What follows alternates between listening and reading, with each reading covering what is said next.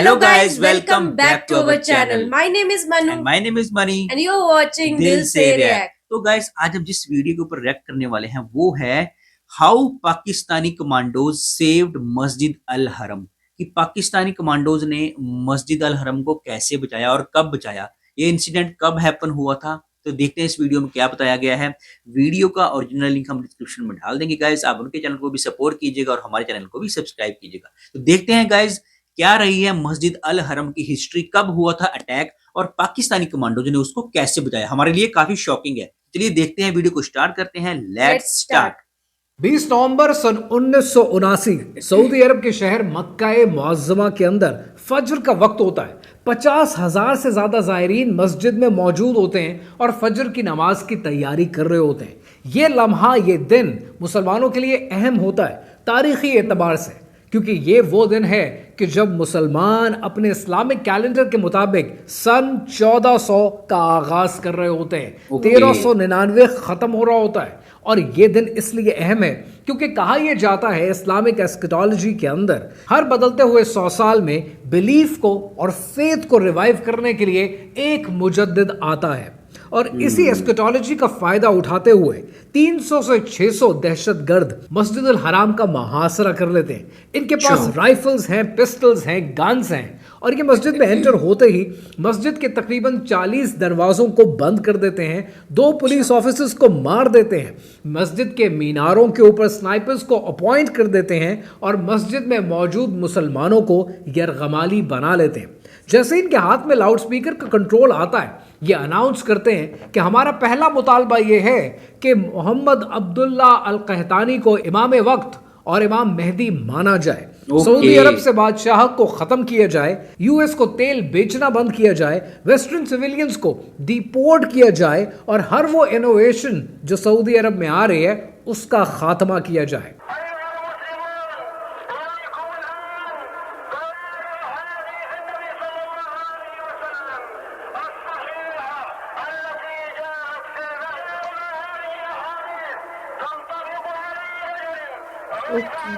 ये वो दौर था कि जब सऊदी अरब के अंदर मस्जिद अल हराम की कंस्ट्रक्शन का दौर जारी था और ये तामीराती काम बिन लादेन ग्रुप अंजाम दे रहा था। जैसे ये दहशतगर्द मस्जिद अल हराम का मुहासरा करते हैं, ये तमाम कम्युनिकेशन लाइंस को कट कर देते हैं। लेकिन कम्युनिकेशन लाइंस के कट होने से पहले बिन लादेन ग्रुप का एक एम्प्लॉई सऊदी हुकूमत को ये इत्तला देता है और ये इत्तला सऊदी हुकूमत के लिए किसी सरप्राइज से कम नहीं थी, क्योंकि सऊदी हुकूमत ने ये सोचा भी नहीं कभी कि कभी कोई दहशतगर्द मस्जिद अल हराम का मुहासरा कर सकता है। कौन सोच सकता है? कहानी क्या है, आइए समझते हैं।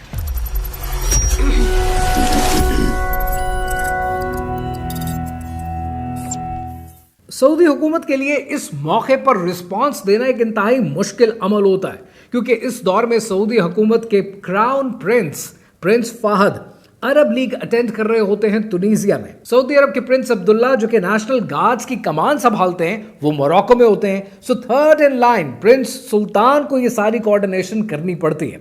जैसे ही सऊदी की हुकूमत ताने बाने जोड़ने की कोशिश करती है, पहला नाम जो उनके सामने होता है जिसके लिए मुतालबा किया जाता है कि इन्हें इमाम मेहदी माना जाए, उस इंसान का नाम था मोहम्मद अब्दुल्ला अल कहतानी। और ताने बाने जोड़ने में जैसे ही वो कामयाब होते हैं, उन्हें ये समझ में आता है कि मोहम्मद अब्दुल्ला अल कहतानी वो इंसान है कि जिसका भाई जोहिमान अल उतैबी एक बद्दू है और वो अक्सर सऊदी हुकूमत को टारगेट करता है, उनको तनकीद का निशाना बनाता है, कभी करप्शन के नाम पर, कभी बेतहाशा दौलत के नाम पर और कभी वेस्टर्न इन्फ्लुएंस के नाम पर।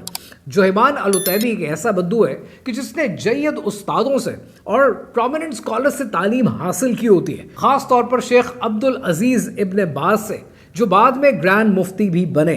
सो पहला काम सऊदी हुकूमत क्या करती है कि वो शेख अब्दुल अजीज इब्ने बाज से फतवा जारी कराती है कि मस्जिद अल हराम की हुर्मत को पामाल करना अपने सियासी मकासद के लिए बेकार है, गलत है, गैर इस्लामी है और हराम है। लेकिन साथ ही साथ सऊदी हुकूमत ये प्लान करती है कि मस्जिद अल हराम की हुर्मत को पामाल होने से बचाना सऊदी हुकूमत की जिम्मेदारी है।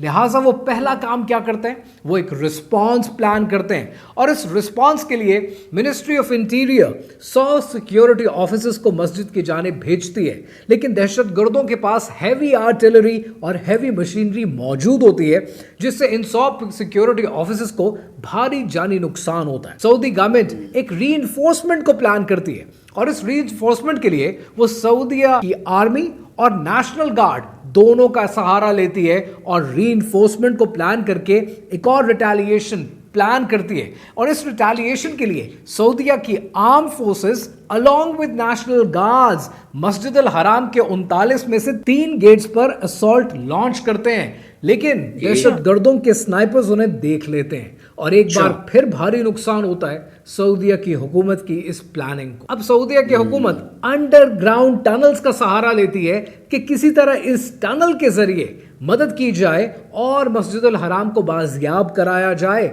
इन नापाक दहशतगर्दों से। लेकिन इसमें भी कोई खातिर खा कामयाबी नहीं मिलती। तंग आकर सऊदी हुकूमत प्लान करती है कि लीडरशिप भी मुल्क में मौजूद नहीं है, हमें बाहर के मुल्कों से मदद लेनी पड़ेगी। लिहाजा पहला कांटेक्ट वो फ्रांस को करते हैं। सऊदी अरब की पुकार पर फ्रांस मदद के लिए तैयार हो गया। लेकिन फ्रांस की मदद और इस पूरी कहानी में जो फ्रांस का रोल है, जब आप तारीख की किताबें उठाकर पढ़ेंगे तो आप ये देखेंगे कि मुख्तलिफ किताबों में मुख्तलिफ बातें हैं। कुछ ये कहते हैं कि फ्रांस ने कमांडोज भी दिए, GIS भी दिया, टेक्नोलॉजी भी दी, लेकिन मस्जिद अल हराम में सऊदी हुकूमत की मदद करने से पहले जितने फ्रांसीसी ऑफिसर्स थे वो पहले कन्वर्ट हुए, मुसलमान हुए और उसके बाद मदद की।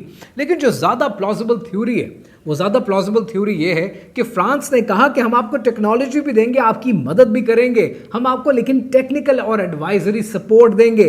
ग्राउंड पर ना हम आ सकते हैं और ना हम ग्राउंड पर मौजूद मतलब मिलिट्री सपोर्ट कोई नहीं। बात जो तय है कि ग्राउंड पर काम करने के लिए, दहशतगर्दों से मस्जिद अल हराम को पाक करने के लिए सऊदी अरब ने अपने बरादर मुल्क पाकिस्तान से राब्ता किया। सऊदी अरब की पाकिस्तान से मदद मांगने के पीछे बहुत से रीजंस थे।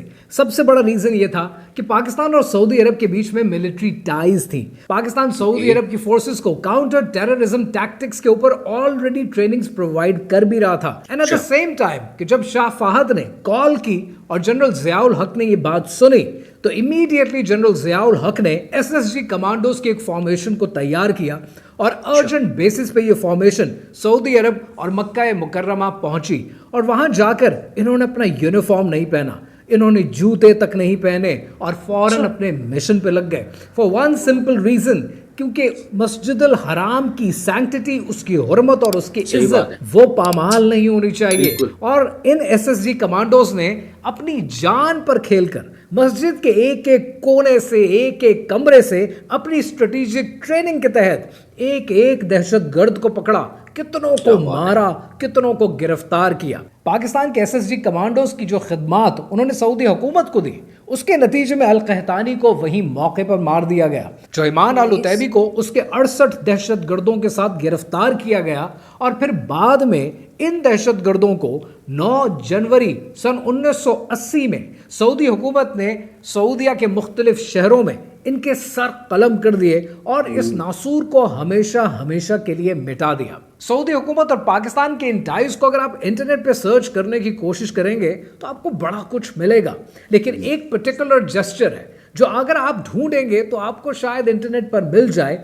कि जिसमें लिखने वाले लिखते हैं कि जब शाह फहद पाकिस्तान आए और पाकिस्तान आकर वो जनरल ज़ियाउल हक से मिले तो जिस तरीके से उन्होंने जनरल ज़ियाउल हक का हाथ पकड़ा और हाथ दबाकर अपने सीने तक खींचा, उससे अंदाज़ा होता है कि पाकिस्तान की खिदमात सऊदी हुकूमत के लिए किस कदर काबिल कद्र हैं। आज मुसलमान लाखों की तादाद में उम्रे और हज के लिए सऊदी अरब जाते हैं और सऊदी अरब के अंदर ये जो उम्रे और हज की सिक्योरिटी है ये बड़ा सेंसिटिव मैटर है, बिल्कुल उसी तरह जैसा ये 1979 में था, क्योंकि मक्का मुकर्रमा की और मदीना मुनव्वरा की हिफाजत करना, उसकी हुर्मत को कायम रखना, हिजाज़ मुक़द्दस की हिफाजत करना सिर्फ ये दीनी फरीज़ा नहीं है सऊदी हुकूमत के ऊपर।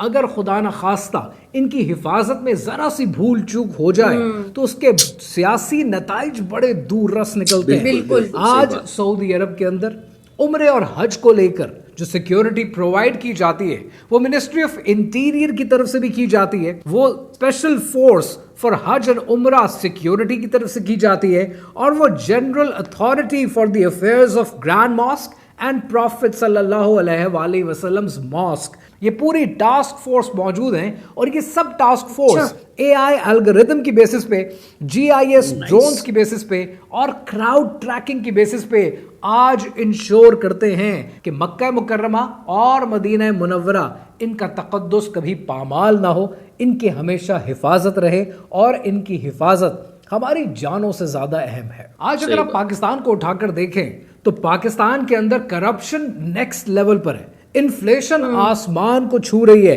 एफडीआई फॉरेन डायरेक्ट इन्वेस्टमेंट हमारे मुल्क में उतनी तादाद में आती नहीं है, तालीम का कोई हाल नहीं है, सेहत का कोई मयार नहीं है। यूं कह लीजिए कि पाकिस्तान तकरीबन हर डिपार्टमेंट में इट्स अ फेलियर। लेकिन कभी भी आज दुनिया में उम्मत मुस्लिमा पर कोई आंच आती है ना तो पाकिस्तान सबसे आगे होता है, ये तो सबसे बात पहले बिल्कुल होता सही है। बात। और पाकिस्तान को इस डिपार्टमेंट में 100 में से 110 नंबर मिलते हैं। ये सही बात हर लहजा है मोमिन की नई आन नई शान, इस्लाम गुफ्तार के में लिए पाकिस्तान किरदार में हमेशा खड़ा होता अल्लाह की बुरहान, गफ्फारियो कहारियो कुद्दूसियो जबरूत, ये 4 अनासिर हों तो बनता है मुसलमान। बहुत बढ़िया। नाइस। तो गाइज वीडियो बड़ी इंफॉर्मेटिव थी। सबसे पहले तो पाक मिलिट्री को सलाम है, सलाम है, जिन्होंने सही बात है। उस टाइम अपनी जान पे खेलकर मतलब मस्जिद अल हरम को बचाया था, क्योंकि मुसलमानों के लिए इस्लाम में इससे बड़ा कोई पवित्र स्थान है ही नहीं। बिल्कुल। और पाकिस्तानी आर्मी ने उस टाइम बिल्कुल भी नहीं सोचा कि हमारी जान मतलब हमारा क्या होगा क्या नहीं। उन्होंने नंगे पांव अपनी जान पर खेलकर उन दहशतगर्दों को मतलब मस्जिद से भगाया भी और न्यूट्रलाइज भी किया। सही बात है। तो ये 1979 का वाक्य था, जहां तक हमें आज पता चला कि 1979 में ही। हाँ फजर की नमाज हो रही थी। तो उस टाइम कुछ दहशतगर्द थे जो अरब की हुकूमत के खिलाफ थे, जैसे वो था अल कैताबी शायद उसका वही नाम था। तो वो उनका जो भाई था मोहम्मद अब्दुल्ला अल कैतानी कहतानी, सॉरी गाइस अगर मैं पूरा नाम प्रोनाउंस नहीं कर पा रहा हूँ। तो जो कतानी था, कहतानी, मोहम्मद अब्दुल्ला अल कहतानी, वो उसको इमाम मेहदी बनाना चाहते थे नेक्स्ट। तो उन्होंने सोचा ये फजर की नमाज बेस्ट टाइम है, उन लोगों को डरा धमका कर हम बना सकते हैं। तो उन्होंने वही किया। कुरान में लिखा हुआ है कि जो नेक्स्ट मोहम्मद और मतलब 100 आएंगे उनके नाम से नाम से मिलता जुलता होगा। तो उन्होंने वो मौका देखा कि यार नाम भी सेम है मोहम्मद अब्दुल्ला। तो उन्होंने क्योंकि वो बताया हुआ था कुरान में पहले कि अब्दुल्ला नाम से कुछ कोई होगा मेहदी, तो उन्होंने सोचा कि लोगों को मतलब एक हिसाब से वो करते हैं, माइंड वॉश करते हैं और डरा धमका के उसको घोषित कर देते हैं।